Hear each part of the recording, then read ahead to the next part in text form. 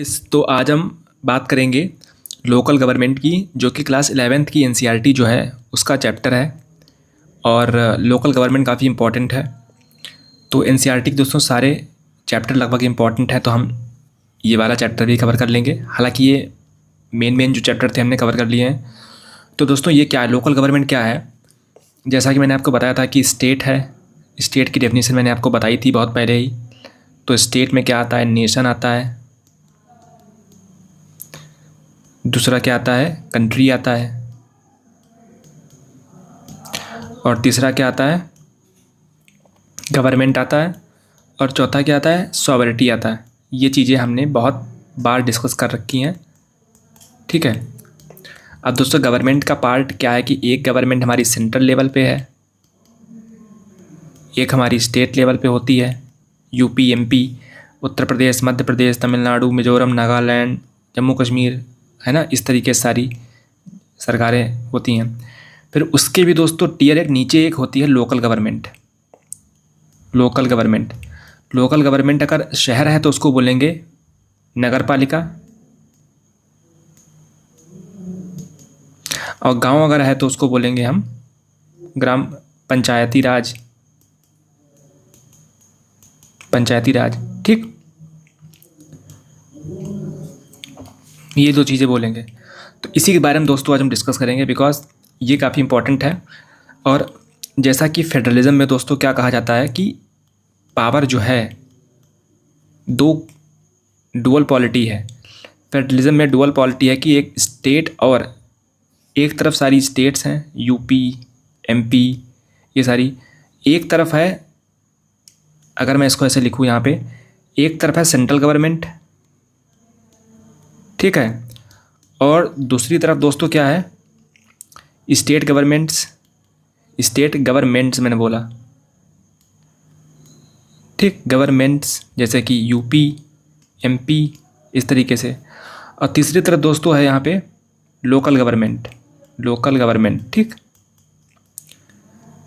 अब हर स्टेट में बहुत सारी लोकल गवर्नमेंट होगी। अगर शहर है तो उसमें बहुत सारे शहर होंगे। जैसे यूपी की बात करूँ मैं तो लखनऊ है, कानपुर है, बरेली है, इस तरीके से। अगर मैं महाराष्ट्र की बात करूँ तो उसमें नागपुर है, मुंबई है, इस तरीके के बहुत सारे शहर हैं। तो इन बड़े बड़े शहरों में क्या होता है, नगर पालिका। और अगर गांव है, गांव तो बहुत सारे हैं पूरे भारत भर में, तो वहाँ पे क्या होगा, पंचायती राज, ठीक है। तो ये चीज़ें होती हैं। तो अभी दोस्तों इसी के बारे में पढ़ते हैं कि आखिर क्या। देखो आपको पता है कि एक आम इंसान को अगर अप्रोच करना है, अगर उसके यहाँ कोई समस्या है, कोई सड़क की समस्या है, स्कूल की समस्या है, इस तरीके से, तो क्या होगा कि उसको एक सांसद मतलब मेंबर ऑफ पार्लियामेंट से मिलने में काफ़ी दिक्कत आएगी। क्योंकि मेंबर ऑफ पार्लियामेंट लगभग डिस्ट्रिक्ट में एक ही होते हैं लगभग, अगर हम कंपैरेटिव करें, है ना, कंपैरेटिव एनालिसिस करें। जैसे भारत, उत्तर प्रदेश का अगर मैं ले लूँ तो 80 MPs हैं, और डिस्ट्रिक्ट कितनी है, 75। तो लगभग आप कहो कि हर डिस्ट्रिक्ट में एक ही है सांसद, मेंबर ऑफ पार्लियामेंट। और अगर मैं MLAs की बात करूं तो 400 MLA हैं, तो लगभग कि हर डिस्ट्रिक्ट में लगभग 5 MLAs हुए जा करके। लेकिन फिर भी ये अगर आबादी उस डिस्ट्रिक्ट की 30 लाख है, 40 लाख है, तो बहुत कम हुआ जा करके। अगर 50 लाख आबादी है तो बहुत ही लोग बहुत ज़्यादा हैं, और MP या MLA बड़े कम हैं। तो क्या होगा, एक सिस्टम ऐसा लाओ जिसमें कि हर एक नॉर्मल आदमी भी अपने रिप्रेजेंटेटिव को, जिसको चुना उसने है, उसके पास जा सके, अपनी समस्या बता सके। तो उसके लिए दोस्तों पंचायती राज या म्यूनिसिपैलिटी लाया गया। गांव में पंचायती राज और शहर में नगर पालिका। तो अगर हम उसको देखें तो डे टू डे जो समस्याएं आपकी आती हैं, डे टू डे समस्याएं जो आती हैं, उसमें उनकी सुनवाई होती है। मान लो एक गाँव है, और गांव में कोई समस्या आई तो आप जा सकते हो उसके पास। और आपके गांव में चूँकि आबादी ही 10-15 हज़ार की आबादी है, तो जा करके आप, चूँकि उसको जानते भी आप हो प्रधान को अपने, तो जा करके समस्या बता सकते हो। सॉल्यूशन करवाना है वो करवा सकते हो। अधिकारी से बात करवानी है तो उस प्रधान को लेके आप गए और उससे बात करवा दी, ठीक है। तो ये होता है। तो यहाँ पे क्या होता है कि जो आपका प्रधान होता है या आपका चेयरमैन होता है या चेयरपर्सन होता है, उससे आपको डर नहीं लगता, क्योंकि बहुत ही आपके रोज़ मिलने वाले ही लगभग लोग हैं ये, है ना। गांव में कोई ना कोई आपका प्रधान होता है तो उसको आप जानते हो। लगभग एक गांव में हर इंसान सभी को जानता ही है। तो पहली बात तो पीपल फ्रेंडली होते हैं लोग हैं, और वो जो लोग वहाँ रहते हैं तो अपने प्रधान को डांट भी सकते हैं, कई बार लड़ाई भी कर देते हैं उससे, तो जानते मतलब अच्छी तरीके से। तो यही होता है कि एक ग्रास रूट डेमोक्रेसी काफ़ी इंपॉर्टेंट होती है। अगर कोई कुछ करना है, मान लो सड़क बनाई गई प्रधान जी के द्वारा और सड़क में कुछ गलतियाँ निकल आई, है ना, सड़क में कुछ गलतियाँ अगर निकल आई तो क्या होगा, आप प्रधान जी के पास जा सकते हो और ये कह सकते हो कि प्रधान जी देखो यहाँ पे गलती निकली, आप इसका निवारण करिए। तो उसको करना पड़ेगा क्योंकि रोज़ वही लोग हैं जो उसको फेस करने हैं, है ना। तो ये दिक्कत आती है। तो सड़क मान लो बनाई गई ये वाली है तो उनको करना पड़ेगा। बट अगर हम देखें कि इसका एक इंस्टीट्यूशनल मैकेनिज्म कब डेवलप हुआ, हालांकि एंशंट इंडिया में भी हमारे यहाँ सिस्टम था, लोक अदालत सिस्टम था, है ना। राजा के पास पावर थी कि वो, बहुत सारे राजा थे उनके पास पावर थी। बट लोग ग्रास रूट डेमोक्रेसी में हमेशा से काम चलता आया है कि गांव के लेवल पर भी मुखिया होते थे। बट अगर अंग्रेज़ों के ज़माने में देखें हम लोग तो 1882 में, सन 1882 में लॉर्ड रिपन नाम का एक आदमी था जो कि भारत के लिए काफ़ी अच्छा बोल सकते हो आप था बाकी के बादशाह के तुलना में, ठीक। तो उसने क्या किया, उसने इनिशिएटिव लिया कि हाँ मैं एक ऐसी लोकल बॉडीज़ क्रिएट करूँगा जिसको लोकल बार्ड कहा जाता है, जिसको लोकल बोर्ड कहा गया। इन लोकल बोर्ड में क्या था, हालांकि प्रोसेस काफ़ी स्लो थी इसकी, बट ये नेसेसरी स्टेप था, लिया गया। फिर बाद में क्या हुआ, धीरे धीरे गवर्नमेंट ऑफ इंडिया एक्ट 1919 में आप कह लो कि विलेज पंचायत बनाई गई, ठीक है। विलेज पंचायत का निर्माण किया गया, इस्टेब्लिश की गई, ठीक है। और कई सारे राज्यों में ऐसा हुआ और ये ट्रेंड कंटिन्यू रहा कब तक, 1935 तक। गवर्नमेंट ऑफ इंडिया एक्ट 1935 तक कंटिन्यू रहा, मतलब उसके बाद भी रहा, लेकिन आप कह लो कि उसमें भी बदलाव किए गए।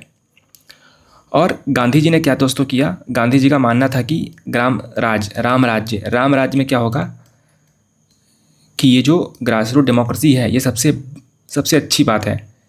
क्योंकि अगर हम अपने ही MP MLAs में क्या होता है, लोकसभा का इलेक्शन, राज्यसभा का इलेक्शन, विधानसभा का इलेक्शन, इनमें क्या होता है कि आप अपना रिप्रेजेंटेटिव चुनते हो और फिर उसको विधानसभा में या फिर आप दिल्ली में उसको सांसद के रूप में भेजते हो, है ना।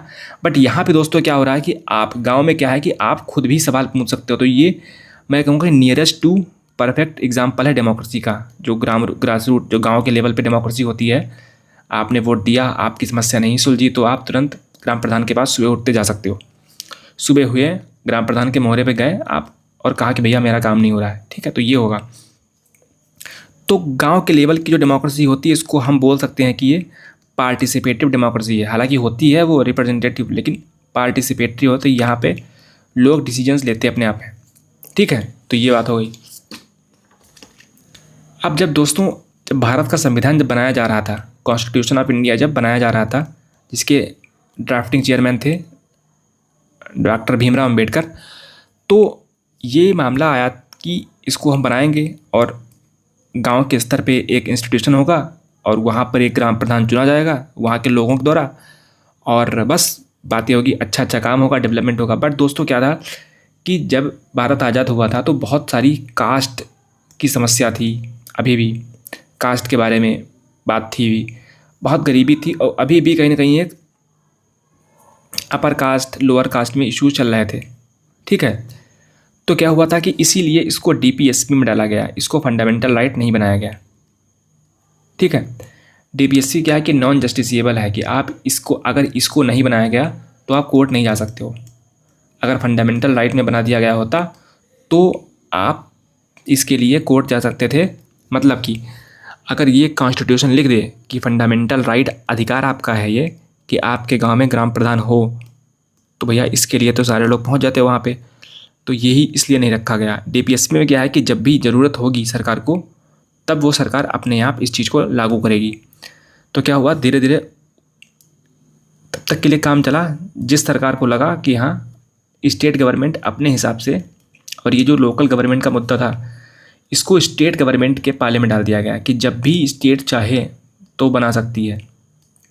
बट आपको पता है सरकारें बड़ी मक्कार होती हैं, तो लोकल गवर्नमेंट में इतनी वो अपनी पावर क्यों शेयर करें, है ना भाई। अपनी पावर स्टेट गवर्नमेंट कहती है मेरे पास तो पावर पहले से ही कम थी, अब अगर हम लोकल गवर्नमेंट को भी सारी पावर दे देंगे तो फिर हम क्या करेंगे, है ना। तो 73rd और 74th ये अमेंडमेंट बिल पास किए गए। पहले इसमें बहुत दिक्कतें आई, स्टेट गवर्नमेंट काफ़ी नाखुश थी कि हमारी पावर आपको शेयर कर रहे हो।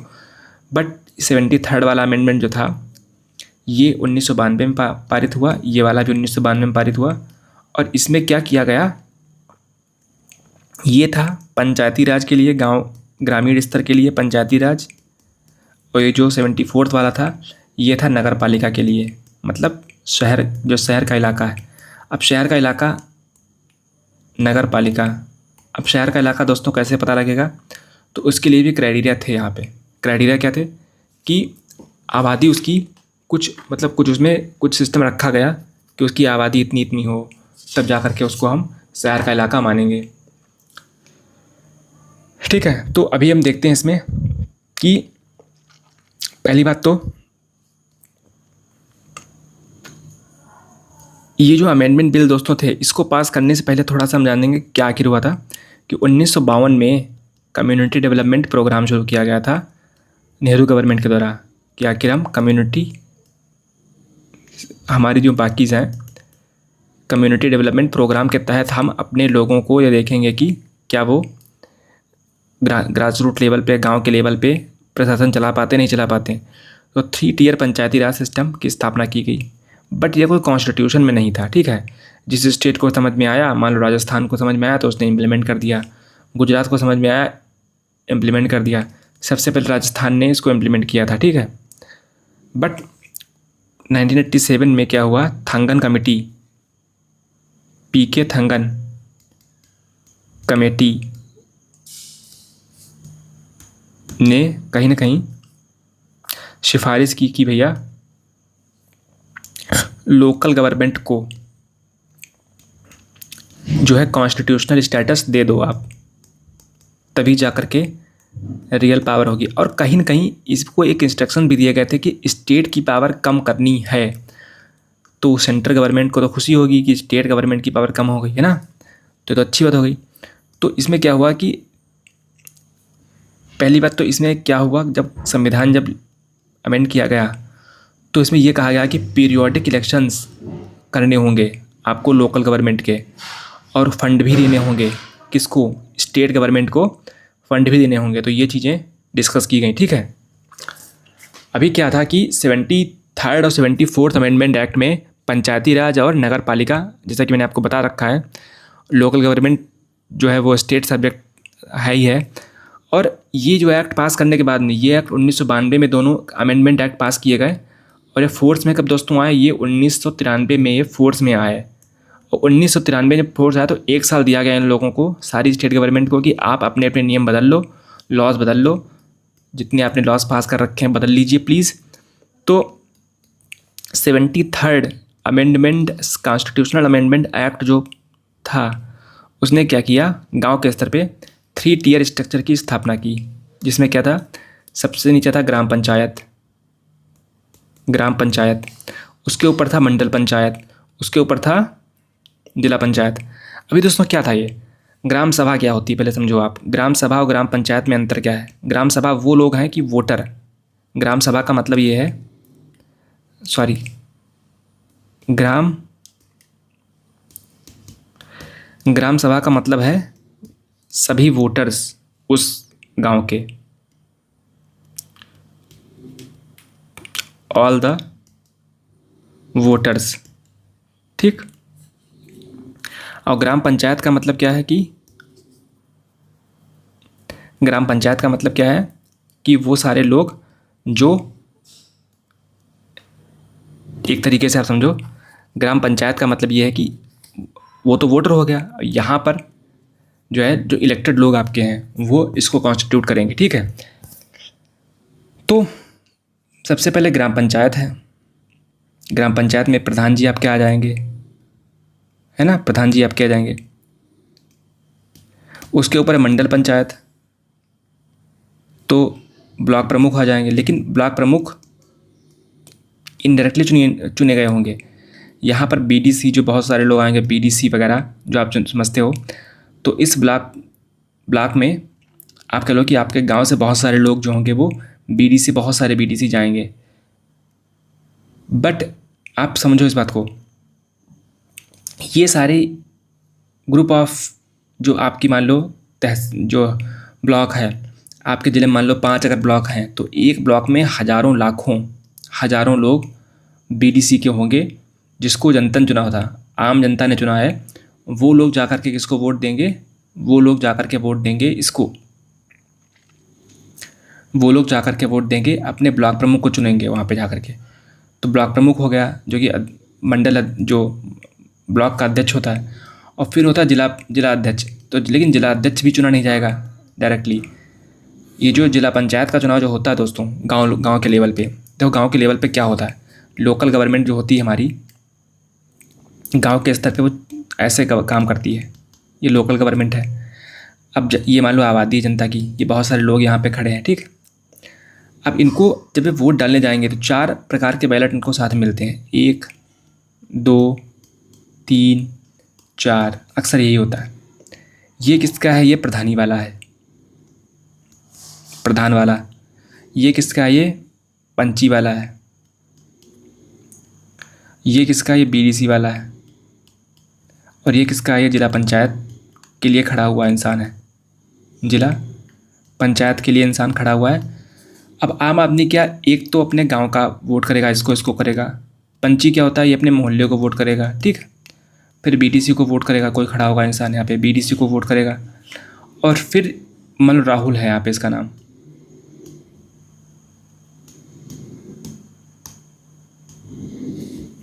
इसका नाम मान लो राहुल है,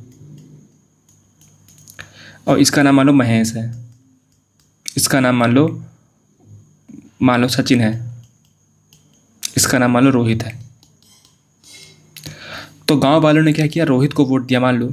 अब प्रधानी के लिए बहुत सारे लोग खड़े होंगे, प्रधानी के लिए 1 2 भाई, जैसे ये वोट यहाँ पे था कि प्रधानी के लिए 1 2 3 4 ऐसे बहुत सारे कैंडिडेट खड़े होंगे। तो मान लो कि प्रधानी के लिए उस गांव की पॉपुलेशन ने मान लो 50% रोहित को वोट दिए, और किसी को 30%, किसी को 5%, किसी को 15%। तो जितने वोट पड़े थे इनमें से पड़े थे, तो अब रोहित जीत के आ गए प्रधान का पर्चा। पंची में भी आपके क्षेत्र से जो आपके मोहल्ले से खड़े थे उसमें मान लो बहुत सारे लोग खड़े थे, उनमें से मान लो सचिन जीत के आ गए, ठीक है। बीडीसी में ऐसा होगा कि आपके गांव को 4 बीडीसी के क्षेत्र में बांट दिया गया। पंची में क्या होता है? आपके गांव को 10 पार्ट में बांट दिया, आपके गांव को जो है 20 पार्ट में बांट दिया गया है, 1 2 3 4 5 6 7 8 आपके गांव को, और ये आपका गांव 1 है। और जिला पंचायत में क्या होता है कि बहुत सारे गांव आते हैं, बहुत सारे गांव ऐसे आते हैं, 1 + 1, तो ऐसे यहाँ पर एक गांव, अगर मैं आपको दिखाऊं, एक गांव ये है, और अगर मैं इसको देखूं यहाँ पे तो एक गांव में कम से कम, एक गांव में लगभग 20 पंच होते हैं, ज़्यादा ही होते होंगे, ठीक। और बीडीसी में क्या होता है कि एक गांव में कितने हैं? एक गांव में कितने हैं? मान लो 5 पंच होंगे, 5 बीडीसी होंगे। और जिला पंचायत में क्या होता है कि ये इनमें एक जिला पंचायत के लिए क्या होता है, कम से कम 10 गांव होते हैं, 10 गांव, ठीक। अब समझो इस बात को कि आम आदमी इसको भी वोट देता है, इसको भी वोट देता है, इसको भी वोट देता है, इसको भी वोट, ये गांव के लेवल पे ग्राम पंचायत है। ये मान लो ये लोकल पंचायती राज है, ये पंचायती राज। तो गांव के स्तर पे 4 चीज़ें पड़ती हैं, ठीक। तो अब जब ग्राम प्रधान बन गया वो तो चलो इलेक्ट हो गया, आपके गांव का प्रधान है, लेकिन जो पंची होता है वो इसी को सपोर्ट करता है, और जो बीडीसी होता है, ऐसे अब एक ज़िले में मान लो एक डिस्ट्रिक्ट है लखनऊ, मान लो एक डिस्ट्रिक्ट है, आप सपोज करो, मान लो एक डिस्ट्रिक्ट है बरेली, ठीक, या मैं कानपुर मान लूँ, ठीक, कानपुर फेमस काफ़ी है, कानपुर है। अब कानपुर में बहुत सारे गांव भी आते होंगे, नो डाउट, बहुत सारे गांव, एक गांव, दो गांव, तीन गांव, मान लो कानपुर में मान लो कि 5,000 गांव आते हैं, 5,000 गांव आते हैं। अब इन 5,000 गांव में दोस्तों अगर मान लो कि 5 ब्लॉक हैं, सपोज करो 5 ब्लॉक हैं, मतलब हर एक ब्लॉक में, एक ब्लॉक में कितने हैं, 1,000 ब्लॉक, 1,000, एक ब्लॉक में कितने 1,000 गांव हैं, ग्राम, विलेज, गांव मतलब विलेज, और हर एक विलेज में क्या है कि 10 जो है वो बीडीसी हैं, तो कितने होगा, 10,000 बीडीसी आपके हो गए। अब ये जो 10,000 बीडीसी हैं, अब ब्लॉक प्रमुखी के लिए जो है 1, 2, 3, 4, 5 लोग मान लो खड़े हैं भाई। एक डिस्ट्रिक्ट था कानपुर, ये कानपुर डिस्ट्रिक्ट है। अब कानपुर डिस्ट्रिक्ट में 1, 2, 3, 4, 5, मान लो 5 ब्लॉक हैं। ब्लॉक नंबर 1 या मंडल इसको बोलते हैं Hindi, mandal panchayat, mandal number 1, block number 2, block number 3, block number 4, block number 5। अब मान लेते हैं ब्लॉक नंबर 2 वाले के लिए वोटिंग थी। अब इसके लिए 5 कैंडिडेट्स खड़े थे, 5 कैंडिडेट्स। अब इन 5 कैंडिडेट्स के लिए दोस्तों वोटर कौन है, इन 5 कैंडिडेट्स के लिए ये ब्लॉक नंबर 2 के लिए खड़े हुए हैं। अब वोटर्स कितने यहाँ पे हैं, वोटर्स ये 5,000 जो हैं, बीडीसी 10,000 जो बीडीसी वाले थे, ये सारे क्या करेंगे, ये सारे वोटर्स की तरह काम करेंगे, 10,000 जो बीडीसी थे। अब ये 10,000 जिसकी तरफ वोट करेंगे, मान लो कि 5 कैंडिडेट का मतलब ये है कि मनोज, कुणाल, नरेंद्र, अमित और सनी, ये मान लो 5 लोग खड़े थे। अब इन 10,000 में से मान लो 2,000 इसने वोट पाए, 1,000 इसने वोट पाए, 1,500 इसने वोट पाए, 1,500 इसने वोट पाए, तो 15-15 30, 15-15 30, 30 30 30 60, और मान लो 4,000 इसने वोट पाए, तो सनी क्या हो गया, सनी गया जीत, सनी विनर है, ये बन गया जाकर के ब्लॉक प्रमुख।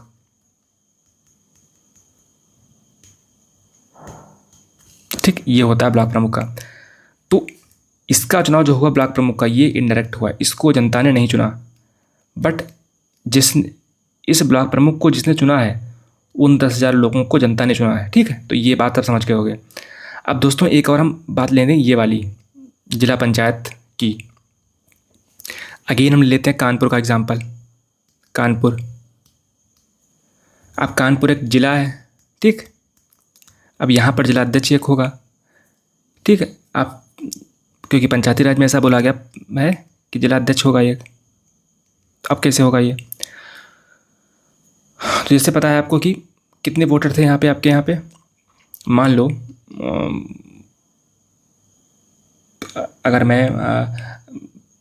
अगर आप ये मानो कि 5,000 गांव थे आपके एक डिस्ट्रिक्ट में, एक डिस्ट्रिक्ट में 5,000 गांव थे, ठीक,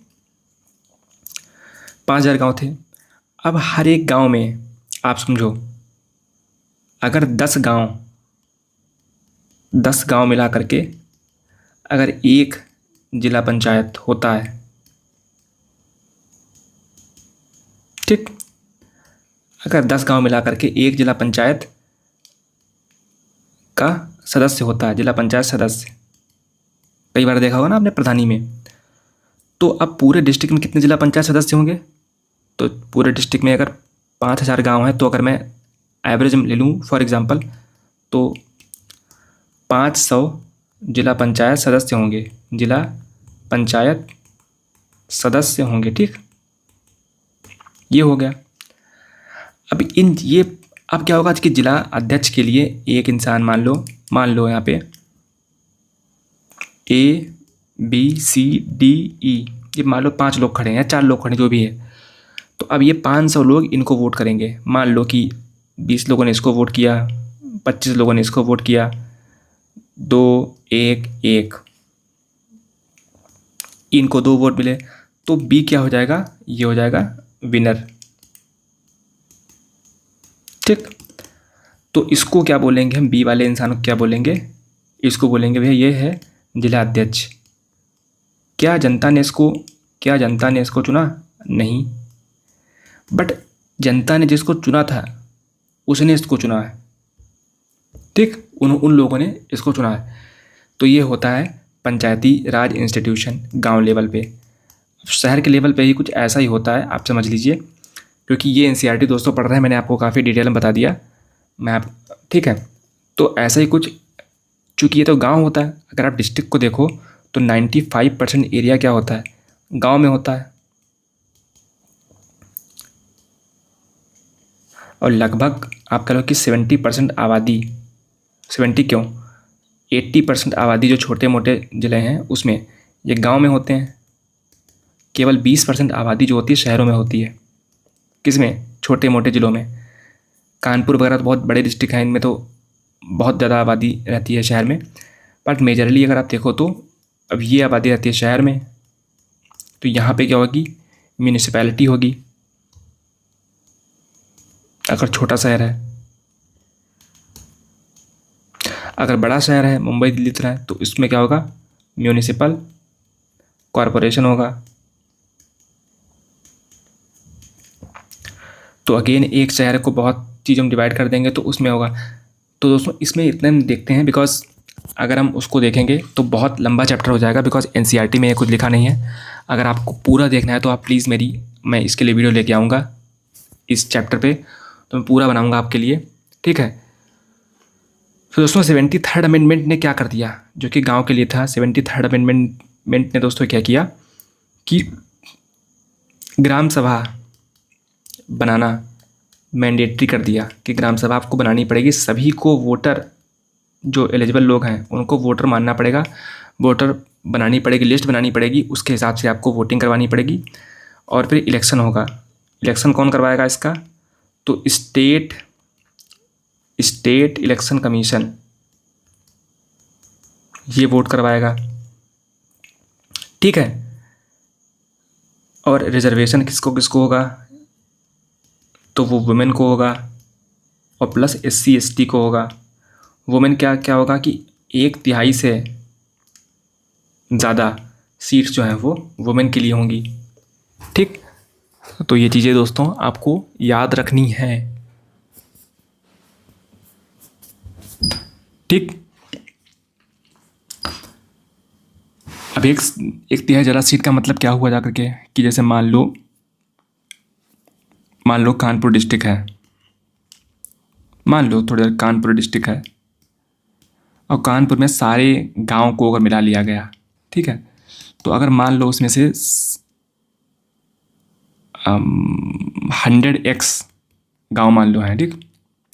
तो उसमें से 33.33x लगभग जो ग्राम प्रधान होंगे, या जो लोग होंगे, ग्राम प्रधान, ब्लॉक प्रमुख, इस तरीके के लोग होंगे, वो सारे क्या होंगे, वो औरतें होंगी।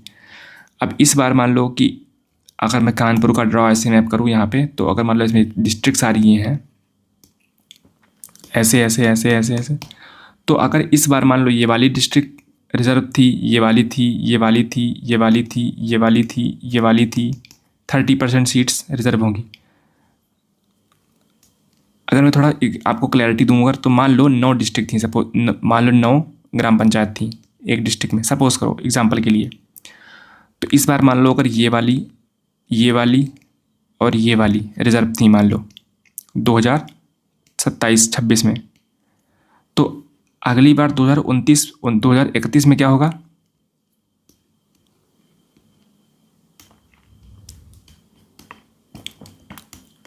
उसमें क्या होगा कि इस बार इसको और इसको रिजर्व कर दिया गया।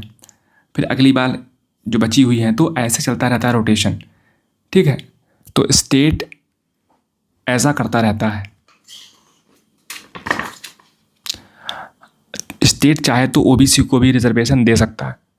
ठीक है, वो उसका आधार हो सकता है कुछ भी, तो वो उसके लिए नियम क्या होगा, वो स्टेट गवर्नमेंट बनाएगी। और 29 जो हैं वो सब्जेक्ट्स वो स्टेट लिस्ट से निकाल करके वो 11th शेड्यूल में डाल दिए गए हैं। तो आप समझो कि स्टेट की पावर तो कम हो गई ना, इसीलिए स्टेट बड़े अनिच्छुक रहते हैं पंचायती राज को पावर देने में। और आर्टिकल 43G जो है वो ऐड किया गया था इसमें।